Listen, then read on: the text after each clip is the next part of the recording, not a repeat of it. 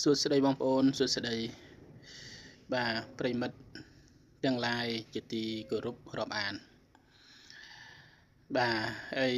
ភាគនេះខ្ញុំទើបតែបានធ្វើវីដេអូនេះដើម្បីបង្ហោះ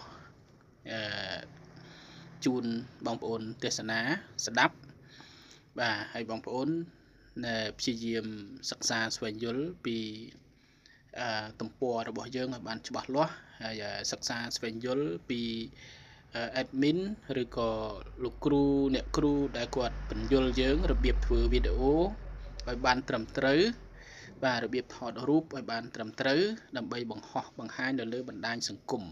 ជាពិសេសគឺទំព័រ Facebook page ក្តីទំព័រ Facebook profile របស់យើងក្តីក៏ត្រូវតែឲ្យស្អាតបាទឲ្យស្អាតហើយបងប្អូនមើលទៅគឺតាក់ផ្នែកទី1ទី2ទៀតបើសិនជាវីដេអូរបស់បងប្អូនក៏ត្រូវតែជាវីដេអូ original ហើយក៏ជាវីដេអូដែលអាចថាមានប្រយោជន៍សម្រាប់អ្នកមើលសម្រាប់អ្នកស្ដាប់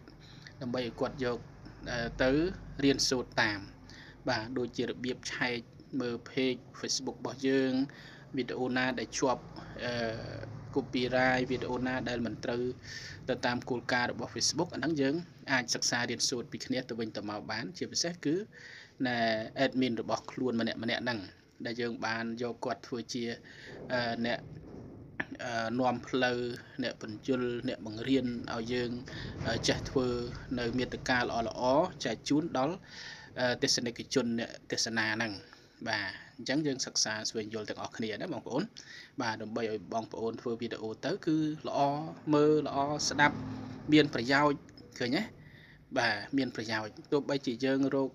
លុយតាមបណ្ដាញសង្គមក៏ដោយប៉ុន្តែវីដេអូរបស់យើងគឺត្រូវតែជាវីដេអូដែលមានប្រយោជន៍សម្រាប់សង្គមនឹងដែរអញ្ចឹងណាបាទអរគុណ